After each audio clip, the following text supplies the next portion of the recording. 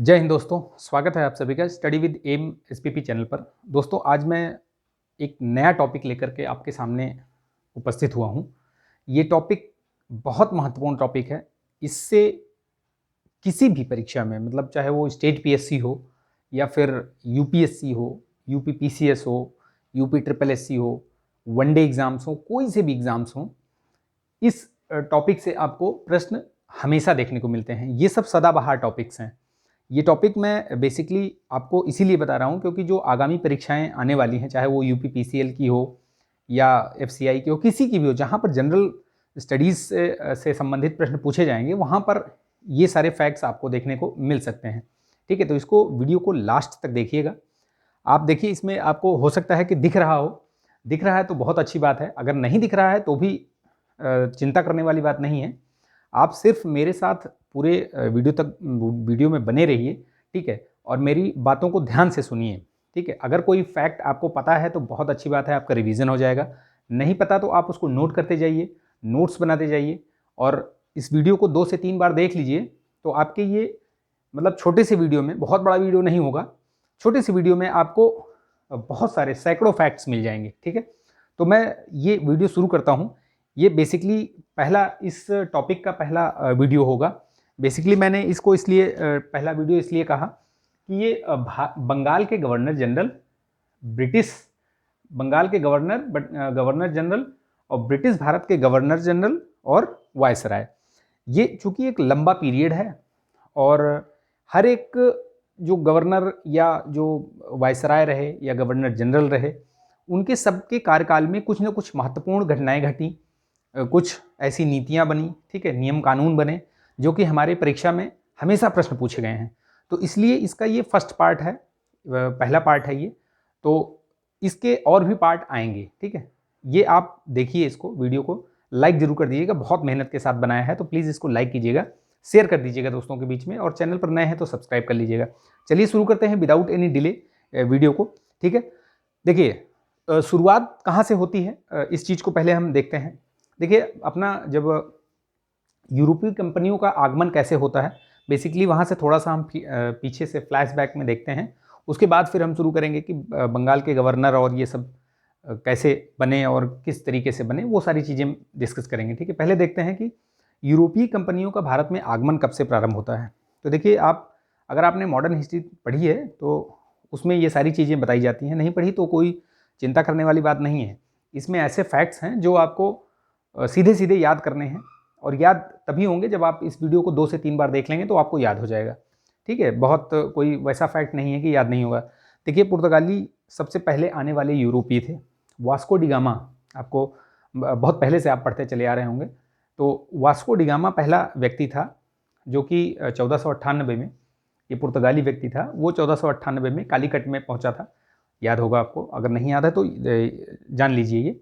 ठीक है, कालीकट में पहुंचा और वहाँ पे राजा, जब वहाँ पे जो हिंदू शासक था वहाँ जमोरिन, ठीक है, उसने उसका स्वागत किया। और ये किसके साथ आया था, ये भी कई बार प्रश्न पूछा गया है। तो एक गुजराती पथ प्रदर्शक, जिसको कह सकते हो, गाइड कह सकते हो, उसके साथ आया था ये। माजिद करके था नाम, उसका याद रखना, अब्दुल मजीद या माजिद ऐसे करके। ठीक है, तो उसका नाम भी याद रखिएगा क्योंकि पूछा गया है ये प्रश्न। ठीक है, तो वो आता है, वहाँ से शुरुआत होती है। ठीक है, क्योंकि हम पुर्तगालियों के बारे में अभी नहीं पढ़ रहे हैं, इसलिए हम उतना ही जानते हैं कि बस वहाँ से मतलब शुरुआत हुई, धीरे धीरे फिर कंपनियाँ आती गईं। क्योंकि ये यहाँ से जो वास्को डी गामा यहाँ पे रहा करीब 2 से 3 महीने रहा लगभग, और यहाँ से जो भी वो मसाले और जड़ी बूटियाँ यहाँ से लेकर गया भारत से, उसने वहाँ पर करीब 60 गुना, मतलब 60 गुना ज़्यादा अधिक दामों में उसको वहाँ पे बेचकर और मुनाफा कमाया। तो वहाँ पे जो भी लोग थे, जितने भी, उन्होंने सोचा यार कि ये तो मतलब बड़ा अच्छा व्यापार है, इस तरीके से हम भी व्यापार कर सकते हैं जाके वहाँ पे। तो इस तरीके का ये जो सिलसिला है वो शुरू हो गया। तो अब देखते हैं हम, चूँकि हमें पढ़ना है ये ब्रिटिश के बारे में। ठीक है, तो ब्रिटिश के बारे में पढ़ना है तो हम उनके विषय में बाद में एक वीडियो बनाएंगे जिसमें पूरे यूरोपीय कंपनियों का पूरा बताएंगे, खाका तैयार करेंगे। लेकिन अभी चूंकि हमने ये वाला टॉपिक शुरू किया, इसको खत्म करने के बाद उसको हम शुरू करेंगे। ठीक है, चलिए देखते हैं। देखिए, ईस्ट इंडिया कंपनी की स्थापना हुई, हम फटाफट इसको बहुत तेजी के साथ बताएंगे आपको। ठीक है, आप फैक्ट्स नोट करते जाइएगा, अगर नहीं पता, अगर पता है तो आपका रिवाइज होता जाएगा। ठीक है, आप बस एकदम दिमाग अपना एक स्थिर करके जो है बस मुझे आप सुनते रहिए, लास्ट तक देखिएगा वीडियो को, लाइक कीजिएगा। ठीक है, देखिए ईस्ट इंडिया कंपनी की स्थापना 1600 ईस्वी में हुई थी। 1600 ईस्वी में 31 दिसंबर, डेट याद रखिएगा, पूछा गया है ये प्रश्न। ठीक है, और एलिजाबेथ जो प्रथम महारानी थी उनको मतलब उन्होंने आज्ञा दिया था कि ठीक है आप जाइए और ईस्ट जो इंडिया मतलब इंडीज़ जो ईस्ट में है इंडीज़, वहाँ पे मतलब व्यापार करने का अधिकार प्रदान किया गया। उसका जब ईस्ट इंडिया कंपनी का, ये तो शॉर्ट नेम है, ईस्ट इंडिया कंपनी बोलते हैं, लेकिन उसका पूरा नाम क्या था? देखिए, the government and company of merchants of trading into the east Indies, याद रखिएगा, दिमाग में मतलब एक दो बार याद कर लीजिएगा, इसको बिठा लीजिएगा ऐसे, the governor and company of merchants of trading into the east Indies. ठीक, ये ध्यान रखिएगा। ठीक, तो ये 1600 ईस्वी में इसकी स्थापना हो गई। ठीक है, अभी देखते हैं कि कैसे भारत में किस तरीके से आना शुरुआत हुआ, इनका कैसे चला कार्यक्रम, पूरा जो क्रम है वो कैसे रहा। सबसे पहले एक कैप्टन हॉकिंस जो है वो अब जेम्स प्रथम के दूत बन के यहाँ पे आए थे। ठीक है, 1608 में वो चले तो थे, तो उस समय जो जेम्स प्रथम का जो चिट्ठी वो लेके आए थे वो अकबर के नाम पे था, क्योंकि उस समय यहाँ पे आप 1600 वाला जो एरा था उस टाइम पे अकबर का यहाँ पे शासन था, लेकिन यहाँ जब तक वो पहुँचते तब तक अकबर की डेथ हो चुकी थी और उनके जो उत्तराधिकारी, उनके पुत्र सलीम, जिनको कि जहांगीर के नाम से जाना जाता है, वो गद्दी पे बैठ चुके थे। ठीक है, तो उनके शासनकाल में ये 1608 में कैप्टन हॉकिंस यहाँ पे पहुँचे। ठीक है, तो पूछा भी जाता है सबसे पहले कौन आया था, तो कैप्टन हॉकिंस, मैचिंग में भी आता है, तो कैप्टन हॉकिंस का 1608 और जहांगीर, ये दोनों याद रखिएगा। ठीक है, फिर ये हुआ। उसके बाद चूंकि यहाँ पे ये कैप्टन हॉकिंस यहाँ पे इसलिए आए मिलने, जेम्स प्रथम ने जो भेजा था इनको अपना वो दे करके, तो ब्रिटिशर्स या ईआईसी का जो उस समय तो ईस्ट इंडिया कंपनी थी बेसिकली, उनका ये था कि यहाँ पे हम भारत में एक स्थायी जो है कारखाना या फैक्ट्री, जिसको मतलब कह सकते हो किला, ये सब एक ही चीज़ है। कई जगह पे कई वर्ड यूज़ हुए हैं, पहली फैक्ट्री, पहला किला, और ये इस तरीके से, तो वो एक ही चीज़ है। ठीक है, वो आप मान के चलिए कि सब एक ही चीज़ है वो। ठीक, तो 1611 में पहला कारखाना या फैक्ट्री या जो भी कहिए उसको, किला, ठीक है, वो 1611 में खोली गई। कहाँ पे? मसूलीपट्टनम, याद रखिएगा, बहुत बार पूछा गया है ये मसूलीपट्टनम। ठीक, डेट याद रखिएगा, 1611 ईस्वी। फिर 1613 में देखिए उस समय क्या हुआ, शुरुआती दौर था, और चूंकि पुर्तगालीज इनसे 100 साल पहले आ चुके थे, 1500 ईस्वी में पुर्तगालीज यहाँ पे आ गए थे। ये तो बहुत बाद में आए, करीब 100 ईयर्स, तो पुर्तगालियों ने अपना पूरा वर्चस्व बना रखा था। ठीक है, पुर्तगालियों को कोई यहाँ पे टक्कर देने वाला नहीं था, क्योंकि उनके पास अच्छी नौसेना थी, ये चीज़ ध्यान रखिएगा। ठीक है, उस समय का जो भारत की जो शासक थे, जैसे जहांगीर और ये सब जितने भी और भी जो अन्य शासक थे, उनके पास इतनी अच्छी नौसेना नहीं थी कि पुर्तगालियों को टक्कर दे सकें। हाँ, ये था कि वो इनका सम्मान करते थे थोड़ा बहुत, जो भी था, क्योंकि यहाँ के भाई वो शासक थे, यहाँ के सम्राट थे। ठीक है, तो ये चीज़ थी। अब 1611 में पहले मसूलीपट्टनम में स्थापित की। उसी बीच में क्या हुआ कि स्वाली एक जगह है, स्वाली के युद्ध में पुर्तगालियों को ब्रिटिशर्स के हाथ करारी मतलब हार देखनी पड़ी।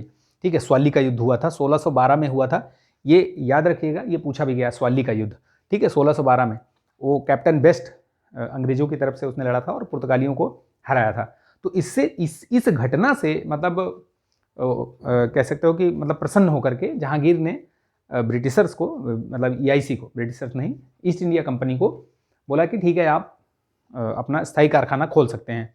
तो 1613 में स्थायी कारखाना उन्होंने, ईआईसी का पहला कारखाना जो स्थायी, अस्थायी रूप से मसूलीपट्टनम, लेकिन स्थायी रूप से सूरत में इन्होंने लगाया। ठीक है, अब देखिए चूंकि यहाँ पे पुर्तगालीज और अन्य जो यूरोपीय कंपनियाँ थी वो पहले से विद्यमान थी, तो जो ईआईसी थी, जो कंपनी अंग्रेज कह सकते हैं इनको, तो ये इनको त्रिकोणीय श्रृंखला एक तरीके से इन्होंने जो अपना यहाँ पे जो ये स्थापित किया अपना, वो त्रिकोणीय श्रृंखला के आधार पे किया। कैसे, वो भी बताता हूँ। देखिए इन्होंने क्या करा, पहले तो यूरोपीय कंपनियों को हराया। ठीक है, यूरोपीय कंपनियां जितनी थी यहाँ से पहले, क्योंकि उनका वो आगे यहाँ पे पहले से आई थी, तो जाहिर सी बात है जो पहले पहुँचा हुआ है वो अपना सब कुछ पहले से एकदम सुव्यवस्थित और सुनिश्चित करके बैठेगा, तो उसको हटाने में भी टाइम लगेगा, ठीक है, धीरे धीरे। तो इन्होंने क्या करा, पहले इन्होंने यूरोपीय कंपनियों को एक एक करके निपटाया, ठीक है, एक एक करके निपटाया, ठीक है, ये ध्यान रखिएगा। फिर यहाँ पे जो लोकल जो रियासतें थीं, जो स्थानीय रियासतें थीं, उनको जो है वो यहाँ पे उनको धीरे धीरे हराया, ठीक है। फिर जो अन्य जो राजे महाराजे थे उनको भी यहाँ पे हराया। तो कहने का मतलब ये था कि ये जो अंग्रेज़ों की जो नीतियाँ थीं वो इसी तरीके से बनी, ठीक है, धीरे धीरे करके उन्होंने अपना जो विस्तार करते चले गए वो, ठीक है। तो देखिए, ये प्रश्न बार बार पूछा गया है, यूरोपीय कंपनियों का भारत आने का क्रम याद रखिएगा। तो सबसे पहले, जैसा कि मैंने बताया था वीडियो के शुरुआत में ही, कि सबसे पहले पुर्तगालीज आए, ठीक है।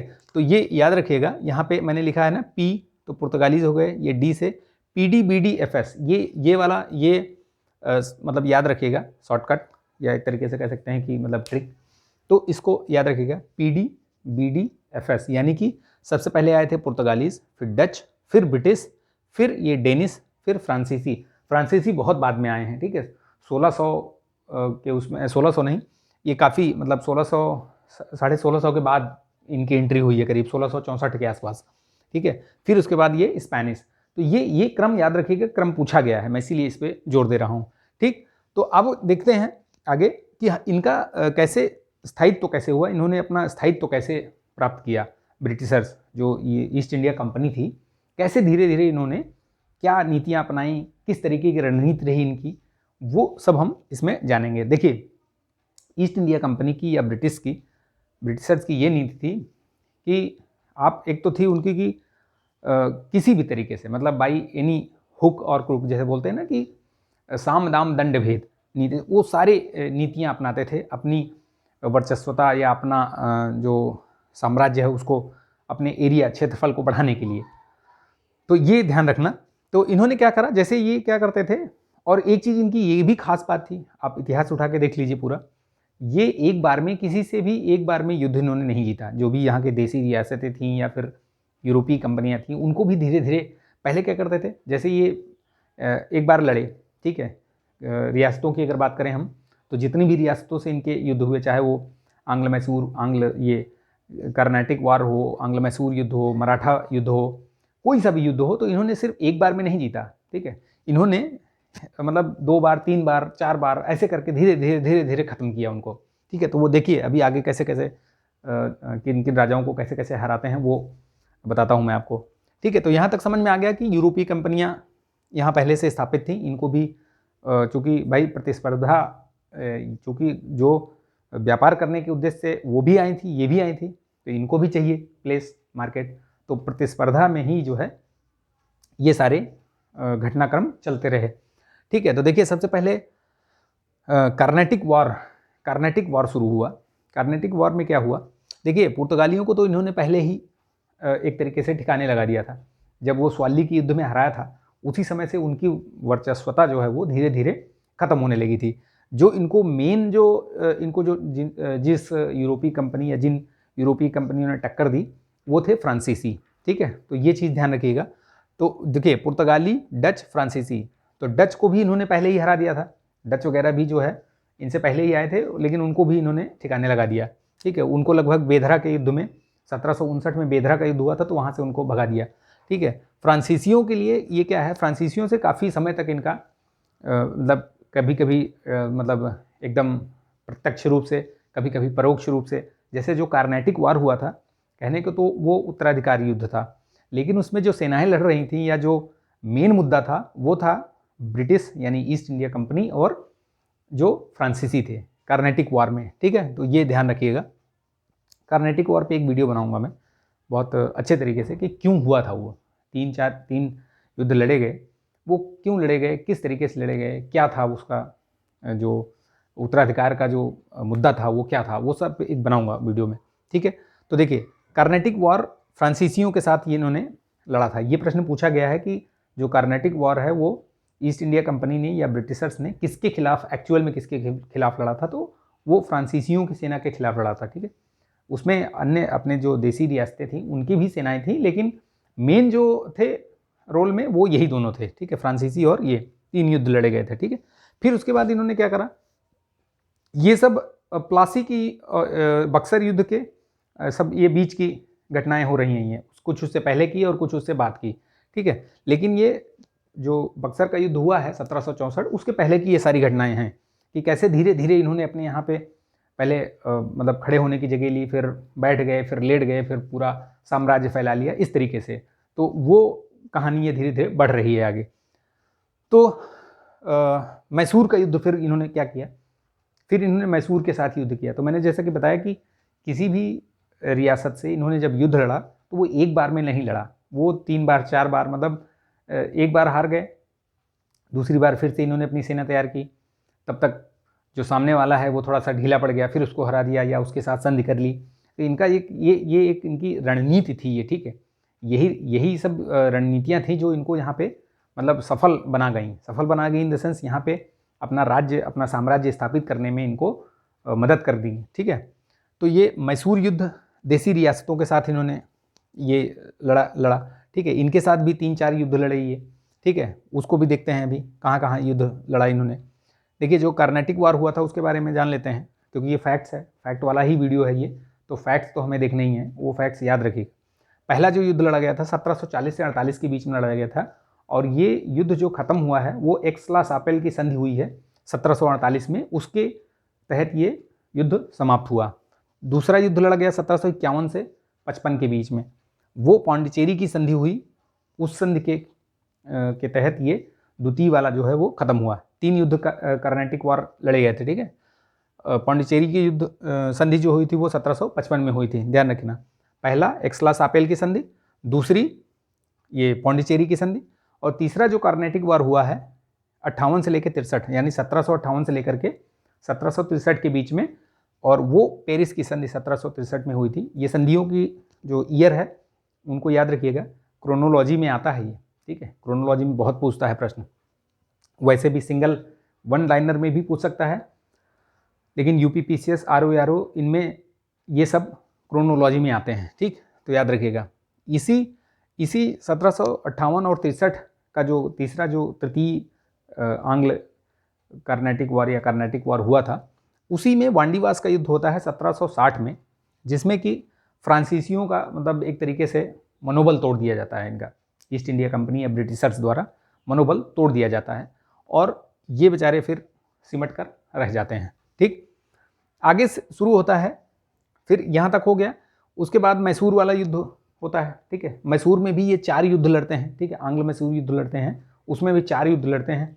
पहला जो युद्ध होता है 1767 से लेकर के 1769, ये मद्रास की संधि के द्वारा ये खत्म होती है, और इसमें जो हैदर अली थे वो पहली बार ब्रिटिश इनको मतलब हरा दिया था। पहले जो युद्ध हुआ था आंग्ल मैसूर, प्रथम आंग्ल मैसूर युद्ध में विजय किसकी हुई थी, तो हैदर अली की हुई थी, ठीक है।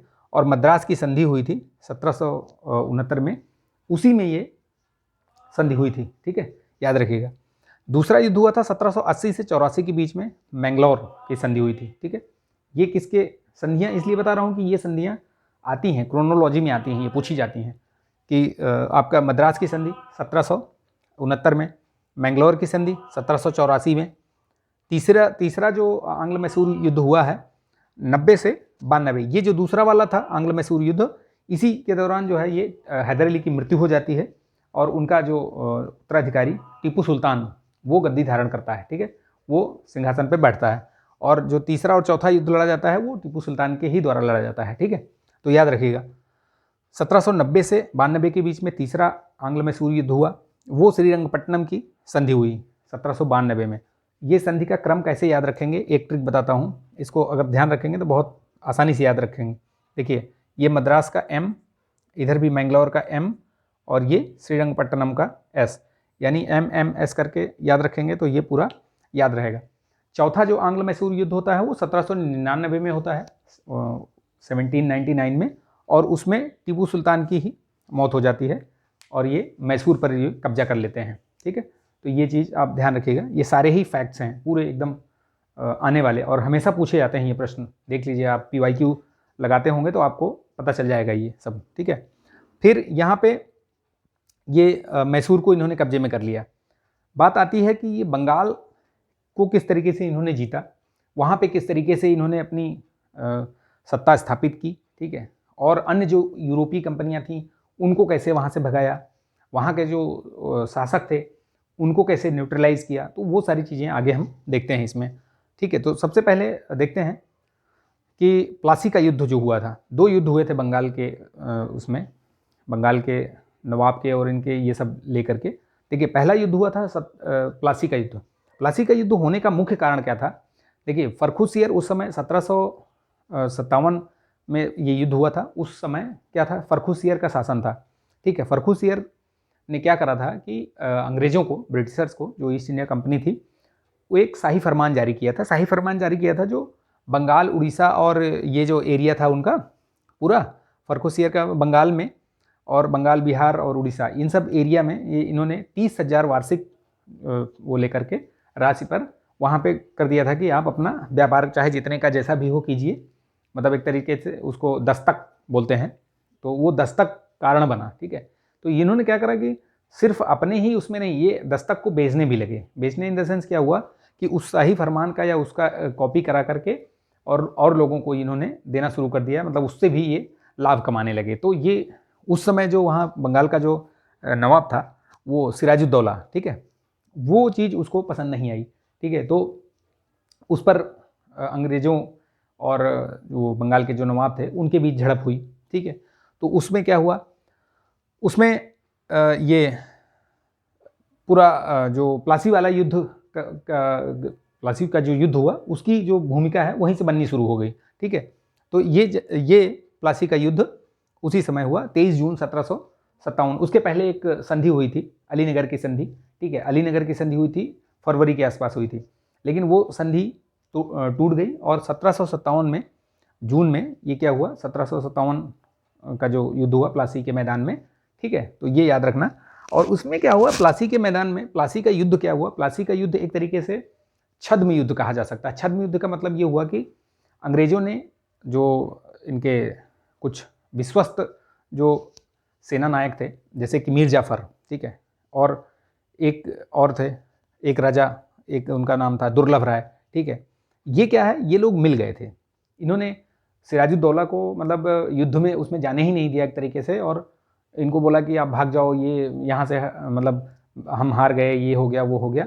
बहुत सारे मतलब वो लड़े ही नहीं, उनकी जो सेना थी उनको लड़ने ही नहीं दिया। बस 2-4 लोग छिटपुट इधर उधर छोटी मोटी घटनाएं हुई, एक आध लोग कहो कि मतलब मरे हों, अदरवाइज़ कोई उसमें उस तरीके का बड़ा कोई युद्ध नहीं लड़ा गया, ये प्लासी युद्ध, ठीक है। सिर्फ वो छल के उस पर जीत गए थे ये लोग, ठीक है। उसमें सिराजुद्दौला भाग जाता है वहाँ से, बिहार इधर भाग के आता है और यहाँ पे आके कुछ दिन समय व्यतीत करता है, लेकिन यह है कि उसकी फिर हत्या कर दी जाती है, ठीक।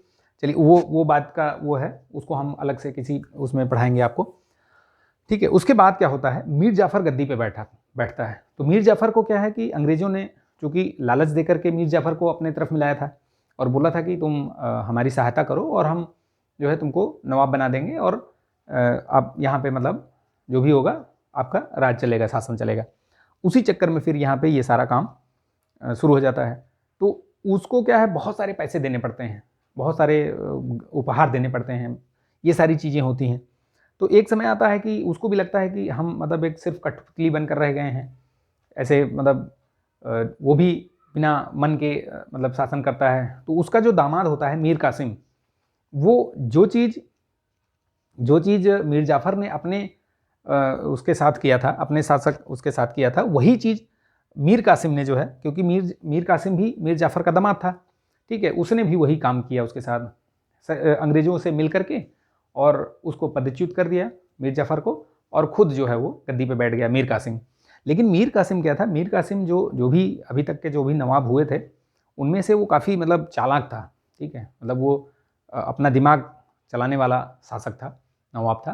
तो उसने क्या करा कि देखा कि अंग्रेज़ जो है कुछ ज़्यादा ही हस्तक्षेप कर रहे हैं, तो उसने पहले तो अपनी राजधानी वगैरह परिवर्तित कर ली, इधर लेके आ गया वो, ठीक है, दौलताबाद में, इधर दौलताबाद नहीं, इधर बिहार में लेके आ गया, ठीक है। कुछ और भी उसने सुधार करने शुरू किए।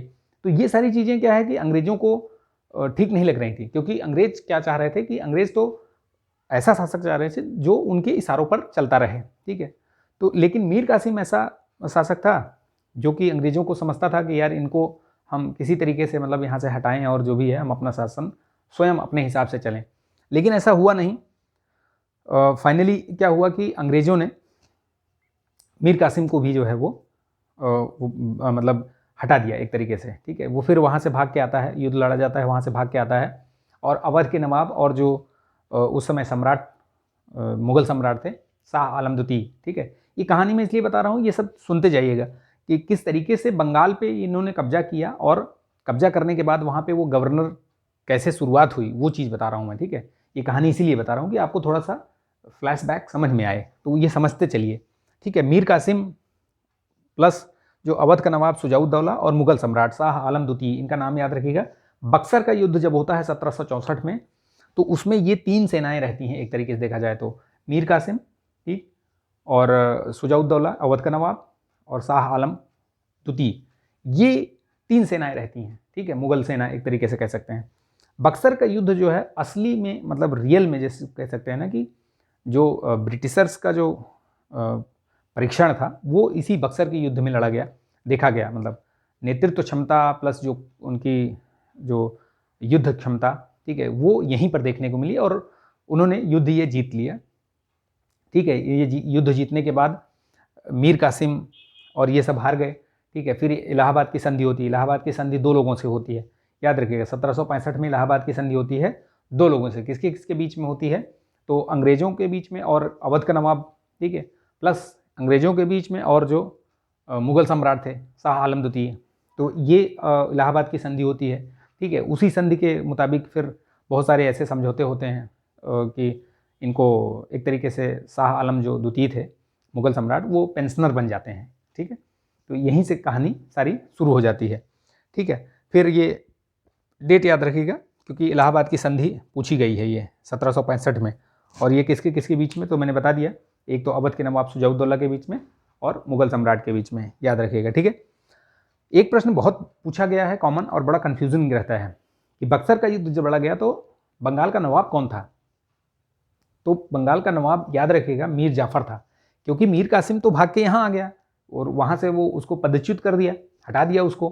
तो उस समय जब ये इधर भाग के अवध के नवाब और मुग़ल सम्राट से मिला यहाँ आकर के, तो उस समय अंग्रेज़ों ने बंगाल पर मीर जाफ़र को बिठा दिया, बंगाल की गद्दी पर मीर जाफ़र को बिठा दिया था। तो ये प्रश्न याद रखिएगा। शायद हो सकता है कि आप में से बहुत सारे लोगों को बड़ा कन्फ्यूज़न रहा होगा, लेकिन ये आप कन्फर्म समझिए इसको, मतलब ये चीज़ कि मीर जाफ़र था उस समय, ये प्रश्न पूछा भी गया है ये, ठीक है। तो ये याद रखिएगा। तो ये सारी घटनाएं मैं इसलिए बताया कि बंगाल का गवर्नर कैसे बना। तो ये सब जब हुआ, बंगाल पर फिर पूरा अंग्रेज़ों का एक तरीके से आधिपत्य हो गया, ठीक है। आधिपत्य हो गया तो वहाँ पे ईस्ट इंडिया कंपनी ने सबसे पहला जो गवर्नर जिसको नियुक्त किया वो था रॉबर्ट क्लाइव। अब हमारे टॉपिक का जो यहाँ पे मैंने लिखा हुआ है वो, अब चूँकि ये सारा फ्लैशबैक मैंने ही ये सारी चीज़ें बता दी आपको, तब अब आपको मैं बताऊँगा कि गवर्नर जो है कहाँ से शुरू हुए और उसके बाद गवर्नर से गवर्नर जनरल, बंगाल के गवर्नर जनरल कैसे बनते हैं, फिर ब्रिटिश इंडिया के गवर्नर जनरल, फिर वायसराय, ये सब सारी चीज़ें भी बताऊँगा मैं, ठीक। तो ये चीज़ बता दिया मैंने। एक और फैक्ट याद रखिएगा, 1599 में पहला अंग्रेज व्यापारी जो स्थल मार्ग से, मतलब ज़मीन से होते हुए, पानी से नहीं, समुद्र से नहीं, वो पहुंचा था भारत, तो उसका नाम था जॉन मिल्डन हॉक, ठीक है, जॉन मिल्डन हॉल, ये नाम याद रखना, ठीक। और 1615 में टॉमस रो आया था, वो भी जहांगीर से मिला था, और कहाँ मिला था वो? अजमेर के किले में। तो ये भी पूछा गया है प्रश्न, इसलिए मैं ये चीज़ बता दे रहा हूँ फैक्ट, ठीक है। तो रॉबर्ट क्लाइव जो है वो बंगाल का गवर्नर बना, वो 1757 से लेकर 1760 में, इतने दिन तक वो रहा, याद रखिएगा, ठीक है। दोबारा फिर से वो आया था 1757 से 1760 तक तो बना ही था वो गवर्नर। उसके बाद भी जब ये इलाहाबाद, ये बक्सर का युद्ध लड़ा गया था, उसके बाद भी वो आ चुका था, इस युद्ध में भी वो आ चुका था, और वो 65 से लेकर 67 तक, ये देखिए 65 से लेकर 67 तक वो फिर से बंगाल का गवर्नर रहा है, ठीक है, ध्यान रखना। अब देखते हैं, एक छोटी सी ये जानकारी यहाँ पे लेते हैं कि बंगाल का जो गवर्नर है वो गवर्नर जनरल कैसे बना। बंगाल का गवर्नर क्या था कि सिर्फ बंगाल, बिहार और उड़ीसा, ये इसी क्षेत्र के लिए था वो सिर्फ, ठीक है, क्योंकि इनकी जो प्रेसिडेंसियाँ थी यहाँ पे ब्रिटिशर्स की, वो एक तो मुंबई थी, ठीक है, एक मद्रास थी, एक यहाँ पे बंगाल। ये 3 मेन जो है प्रेसिडेंसी थी, इसी के अंडर में जो भी इनके क्षेत्र थे आते थे। ठीक है, तो सबसे पहले जो बंगाल का गवर्नर जनरल था, गवर्नर था, उसी को बंगाल का गवर्नर जनरल बना दिया। बंगाल का गवर्नर जनरल बना दिया और जो मद्रास और मुंबई के जो गवर्नर्स थे उनको इनके अंडर में कर दिया, यानी कि एक ही रहेगा अब। ठीक है, उससे पहले 3 होते थे लेकिन अब सिर्फ एक ही रहेगा। गवर्नर मतलब वो थे वहाँ पे, लेकिन इन सबका हेड एक बना दिया गया। ठीक, तो ये याद रखिएगा। वो किस उसके तहत बनाया गया, तो वो रेगुलेटिंग एक्ट आया था।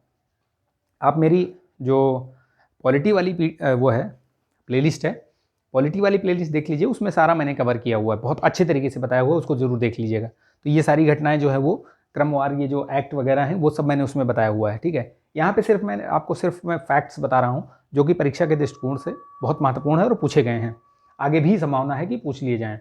तो रेगुलेटिंग एक्ट 1773 ईस्वी में आया था, जिसमें कि बंगाल का गवर्नर जनरल बना दिया गया।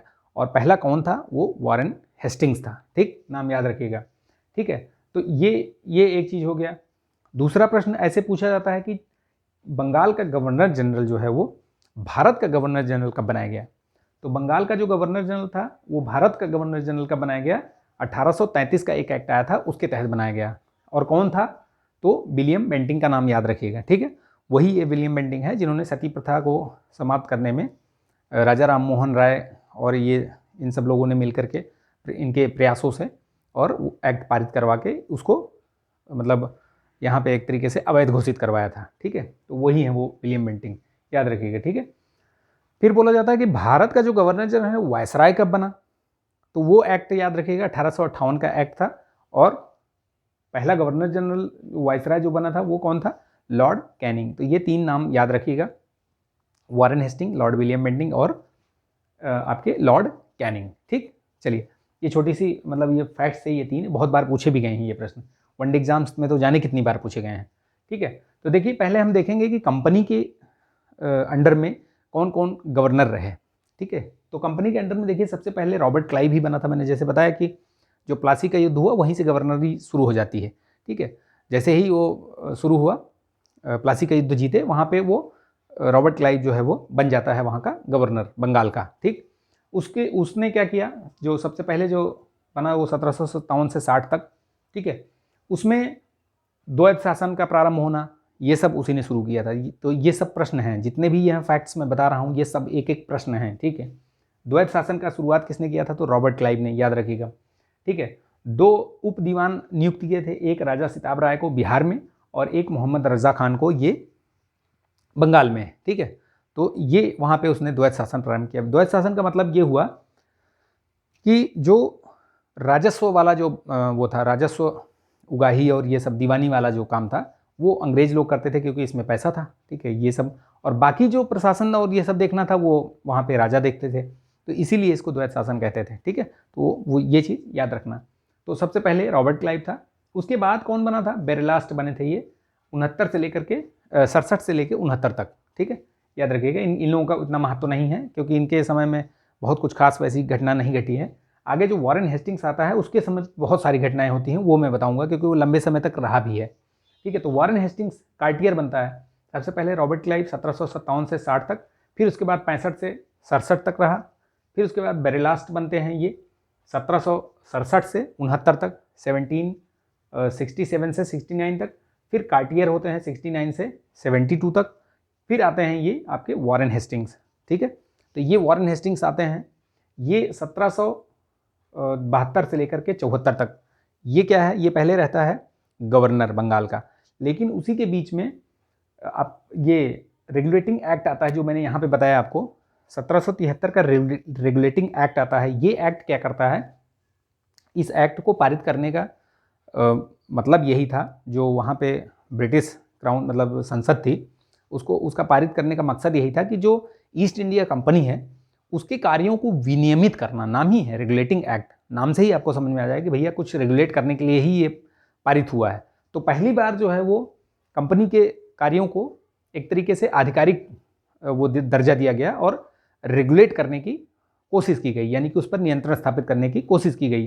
तो उसी एक्ट के तहत जो बंगाल के जो गवर्नर थे उनको बंगाल का गवर्नर जनरल बना दिया, और जो बंगाल, मद्रास और मुंबई के जो गवर्नर थे उनको उसके अंडर में ला दिया। ठीक, तो ये भी याद रखिएगा। चलिए नेक्स्ट देखते हैं।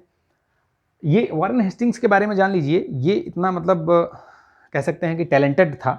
टैलेंटेड इसलिए कह रहा हूँ कि ये कंपनी में, ईस्ट इंडिया कंपनी में सोचिए आप, ये क्लर्क के साथ इसने नौकरी शुरू की थी। मतलब एक clerk, as a clerk company में आया था और कंपनी की टॉप मोस्ट जो पोस्ट थी उस तक पहुंच गया ये। ठीक है, इसकी काबिलियत मैं बता रहा हूँ इसमें। ठीक है, 1750 में ये आया था क्लर्क बन के और ये गवर्नर तक बन गया। ठीक है, तो ये याद रखिएगा। रेगुलेटिंग एक्ट में कुछ कुछ चीज़ें हुई थी वो बता देता हूँ। वैसे आप वो पॉलिटी वाला वीडियो देखेंगे तो आप उसमें, मैंने ईच एंड एवरीथिंग मैंने उसको सारा क्लियर किया हुआ है, तो उसमें डिस्कस किया हुआ है। आप देख लेंगे तो बहुत मज़ा आएगा, उसको देख लेंगे। पॉलिटी से रिलेटेड आपका प्रश्न नहीं गलत होगा। ठीक है, उसको जरूर देखिएगा। इसको वीडियो को लाइक कीजिएगा भाई। ठीक है, बहुत मेहनत के साथ इसको मैंने लिखा है और बहुत मेहनत के साथ जो है इसको मैं आपको समझाने की कोशिश कर रहा हूँ। ठीक, तो वारेन हेस्टिंग्स के बारे में जानिए। बहुत सारी चीज़ें इसके समय पे घटित हुई हैं जो कि बार बार परीक्षाओं में पूछे गए हैं। ठीक है, बहुत ध्यान से देखिएगा, ये वाला पोर्शन बहुत ध्यान से देखिएगा। ठीक, क्योंकि इतने फैक्ट्स हैं इसमें कि आपको इस वीडियो को कम से कम 2 से 3 बार देखना पड़ेगा, तभी आपका जो है कॉन्सेप्ट क्लियर होगा। ठीक है, और मेरी ये सलाह रहेगी कि इसको 2 से 3 बार जरूर देखिएगा वीडियो। थोड़ा फास्ट फॉरवर्ड करके देख लेंगे तो जल्दी हो जाएगा। ठीक है, चलिए देखिए, तो कहाँ तक बताया था मैंने? हाँ, रेगुलेटिंग एक्ट। ठीक है, उसमें क्या हुआ था, तो कुछ चीज़ें हुई थी, जैसे निजी व्यापार वगैरह बहुत सारा मतलब ये हो रहा था, तो उसको प्रतिबंधित कर दिया गया। एक कोर्ट ऑफ डायरेक्टर्स की स्थापना की गई। गवर्नर जनरल की 4 सदस्यीय परिषद का निर्माण किया गया। यहीं से केंद्रीकृत मतलब सेंट्रलाइज्ड एक शासन की शुरुआत की गई। जैसे कि मैंने बताया ना कि मुंबई और जो बम्बई और मद्रास के जो गवर्नर थे इसके अंडर में ला दिए गए। ठीक है, स्वयं के ये, इससे क्या हुआ, ये इसी के टाइम पे बहुत सारे सुधार भी हुए। ठीक है, ये बंगाल का गवर्नर जनरल कब से कब तक रहा? पहले तो गवर्नर था 72 से 74 तक, फिर 74 से लेकर 85 तक, यानी लगभग 11-12 साल तक ये गवर्नर जनरल रहा। बहुत सारी चीज़ें हुई। इसी ने जो है वो रिंग ऑफ फेंस नाम की एक रणनीति सुनी होगी आपने, वो इसी ने शुरुआत की थी। ठीक है, ये क्या करता था, रिंग ऑफ फेंस की नीति के बारे में जान लीजिए थोड़ा सा। ये स्वयं के अपने खर्चे पर, यानी कि ये कंपनी के खर्चे पर नहीं, स्वयं के अपने खर्चे पर ये लोगों को, जो यहाँ के देसी रियासतें थी, उनको उनके साथ कुछ संबंध स्थापित करता था और बोलता था कि हम आप किसी भी बाह्य आक्रमण से आपकी रक्षा करेंगे। तो धीरे धीरे ऐसे करके इसी नीति को फॉलो करते हुए आगे जो वेलेस्ली आता है, ठीक है, वेलेस्ली इसी नीति को आगे बढ़ाते हुए वो सहायक संधि की शुरुआत करता है। तो ये चीज़ भी ध्यान रखिएगा। ठीक, चलिए देखते हैं कि इसके टाइम पे रिंग ऑफ फेंस नीति याद रखिएगा, वारेन हेस्टिंग, ये पूछा गया है प्रश्न। और ये बफर जोन्स एक तरीके से बनाना, ठीक है, बफर जोन्स बनाना, अपने आप को स्टैब्लिश करना, ये सारी चीज़ें इसमें थी। ठीक है, ये मराठा, हैदराबाद, मैसूर, इन सब के साथ इन्होंने ये सारा किया था। ठीक, याद रखिएगा रिंग ऑफ फेंस में। वारेन हेस्टिंग के समय पे बहुत सारे सुधार हुए थे, प्रशासनिक सुधार, न्यायिक सुधार, ये सारे सुधार हुए थे और बहुत सारी घटनाएं घटी थी। वो सब बता देता हूँ फटाफट जल्दी से, वीडियो बहुत लंबा हो रहा है। ठीक है, देखिए, न्यायिक सेवा का जन्मदाता इसी को माना जाता है, वारेन हेस्टिंग्स को। कलकत्ता में, बंगाल जो कलकत्ता है उसमें बंगाल को जो है उससे राजधानी बनाई गई। ठीक है, इसी ने बनाया था, इसी के समय पर बनी थी इसी ने। ठीक है, सुप्रीम कोर्ट की स्थापना हुई थी 1774 में। पहला जो सुप्रीम कोर्ट बना था 1774 में स्थापना हुई थी। वो जो एक्ट आया था 1773 वाला, इसी एक्ट के तहत वो प्रावधान किया गया था। ठीक, ये भी याद रखिएगा। द्वैध शासन इसने समाप्त कर दिया। बोला वो द्वैध शासन जो मैंने बताया था, रॉबर्ट क्लाइव के समय शुरुआत हुई थी, वो समाप्त कर दिया इसने। ठीक है, बोर्ड ऑफ रेवेन्यू की स्थापना की गई, इसी ने बोर्ड ऑफ रेवेन्यू की स्थापना करवाई।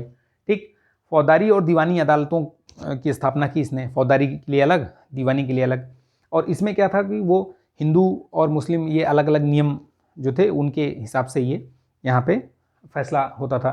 ठीक है, इसी के समय पर बहुत सारी चीज़ें और भी हुई, जैसे प्रथम मदरसा खोला गया 1781 में, कलकत्ता में खोला गया। ठीक है, जोनाथन डंकन ने बनारस में संस्कृत विद्यालय की स्थापना की। जोनाथन डंकन, ये प्रश्न पूछा गया अभी हाल फिलहाल में पूछा गया, ये मुझे लग रहा है 2022 या 21 यूपीपीसीएस में पूछा गया है ये प्रश्न। जोनाथन डंकन ने बनारस में संस्कृत विश्वविद्यालय की स्थापना की थी। ठीक है, विश्वविद्यालय नहीं, विद्यालय। और मदरसा आपको पता है इसी ने खोला था। ठीक है, मुस्लिम शिक्षा को मतलब उसको विकास करने के लिए। चार्ल्स विल्किंस ने गीता का अंग्रेजी में अनुवाद किया था। जो श्रीमद् भगवद गीता है उसका अनुवाद किया गया, ये प्रश्न पूछा गया है, उसका अनुवाद किसने किया था? चार्ल्स विल्किंस, ठीक है, चार्ल्स विल्किंस, याद रखना, ठीक। विलियम जोन्स ने एशियाटिक सोसाइटी ऑफ बंगाल की स्थापना की थी। विलियम जोन्स ने एशियाटिक सोसाइटी ऑफ बंगाल की स्थापना की थी 1784 में। ये भी प्रश्न बार बार पूछा गया है।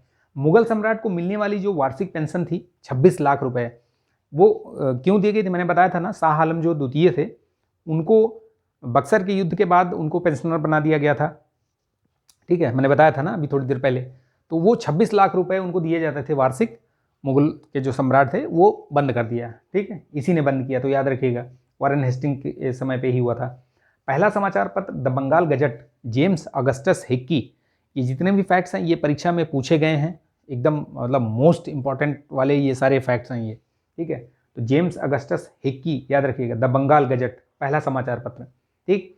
प्रथम आंग्ल मराठा युद्ध इसी के टाइम पे हुआ था, ठीक है, 1775 से 82 के बीच में, याद रखिएगा, डेट याद रखिएगा, इसलिए बता रहा हूँ ईयर, क्योंकि ये क्रोनोलॉजी में ये पूछे जाते हैं, तो इसके।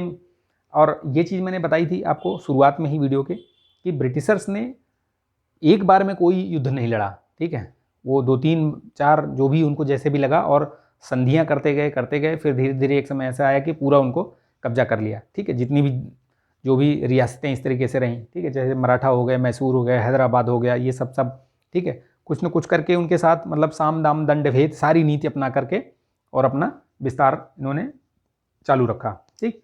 तो प्रथम आंग्ल मराठा युद्ध हुआ 1775 से 82 के बीच में, और इसी में सालबाई की संधि होती है, सालबाई की संधि याद रखिएगा 1782 में, ठीक। दूसरा जो आंग्ल मैसूर युद्ध होता है वो 1780 से 84 के बीच में।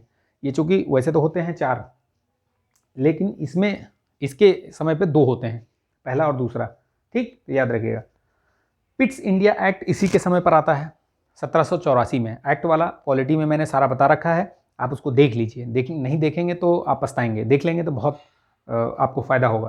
पिट्स इंडिया एक्ट आता है 1784 में, ठीक है। इसको उस समय इसमें कुछ ऐसी जो इसमें कुछ सुधार किए गए थे, उन सुधारों को या जो भी इसको सही नहीं लगा वारेन हेस्टिंग्स को, और इसने मतलब उसके अगेंस्ट में ही इस्तीफा दे दिया, ठीक है, त्याग पत्र दे दिया, ठीक है। और ये जब इंग्लैंड पहुंचा वहाँ पे, तो बर्क द्वारा इसके खिलाफ महाभियोग चलाया गया, याद रखिएगा कि बर्क द्वारा एक ही व्यक्ति था ये, ठीक है, जिसके खिलाफ महाभियोग चला है, तो वो याद रखिएगा। बाद में हालांकि वो मुक्त कर दिया जाता है सभी जो भी उसके ऊपर आरोप लगाए गए थे, लेकिन चलाया गया था, याद रखना, ठीक। 1774 में इसी के टाइम पे गोरिल्ला युद्ध हुआ था। कलेक्टरों की नियुक्ति इसी ने, जो कलेक्टर आजकल बोलते हैं ना कि कलेक्टर, डिप्टी कलेक्टर, है ना, तो वो इसी के टाइम से शुरुआत हुई थी, इसी ने शुरुआत की थी, ठीक। बर्क एक वहाँ के मतलब मंत्री थे, वो थे वहाँ पे, वो बर्क ने इसको चूहा और नेवला कहा है इसी को, ठीक है। अन्याय का मुखिया इसको बोला गया था, और एक झूठा बैलों का ठेकेदार, ये सारी इसको उपाधियाँ दी गई थी वारेन हेस्टिंग्स के लिए, तो ये याद रखिएगा। चूहा और नेवला किसको कहा गया? चूहा एवं नेवला, अन्याय का मुखिया, एक झूठा बैलों का ठेकेदार। तो ये कथन हो सकता है पूछ लिया जाए कि किसके बारे में, तो वारेन हेस्टिंग्स के बारे में, याद रखना, ठीक है।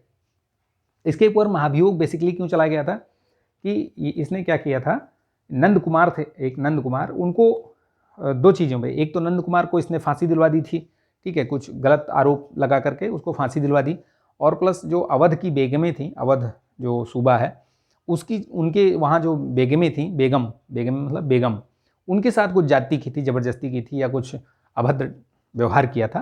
तो ये सब जो 2-3 चीज़ें थी जिसके आधार पर उसके ऊपर महाभियोग लगाया गया था, ठीक है। तो ये सारा जो मैंने बताया अभी आपको, ये बेसिकली अभी सिर्फ शुरुआत है, पहला वीडियो है, तो ये इसमें अभी सिर्फ वारेन हेस्टिंग्स तक मतलब बता रहा हूँ मैं, उनकी शुरुआत कहाँ से होती है, ईस्ट इंडिया कंपनी की, ठीक है, बंगाल में किस तरीके से अपना ये पैर जमाते हैं, कैसे प्रथम गवर्नर बनते हैं, रॉबर्ट क्लाइव कैसे बनता है, ठीक है, उसके बाद फिर वारेन हेस्टिंग्स प्रथम गवर्नर जनरल बंगाल का बनता है। तो इस तरीके से ये आज का वीडियो यहीं पे मतलब समाप्त करते हैं, ठीक है। इसको 1 से 2 बार देख लीजिएगा, 2 बार देख लीजिएगा, 3 बार, और आपको ये सारा समझ में आ जाएगा। अगर लिखा हुआ समझ में आ रहा है तो बहुत अच्छी बात है, नहीं तो आप 2-3 बार इसको देखिएगा, 1.25 या 1.5 की स्पीड में देख लीजिएगा, बहुत मज़ा आएगा। आप इस फैक्ट को आप याद कर लीजिए, बहुत काम आएगा, ठीक है। यूपी PCS में तो इस तरीके के फैक्ट्स भर भर के पूछे जाते हैं, ठीक है। तो आई होप कि ये वीडियो आपको पसंद आया होगा, और अगर पसंद आया तो प्लीज़ लाइक कर दीजिए, लाइक करके शेयर कर दीजिएगा इसको, ठीक है। वीडियो को लास्ट तक देखने के लिए धन्यवाद। जुड़े रहिए। जय हिंद।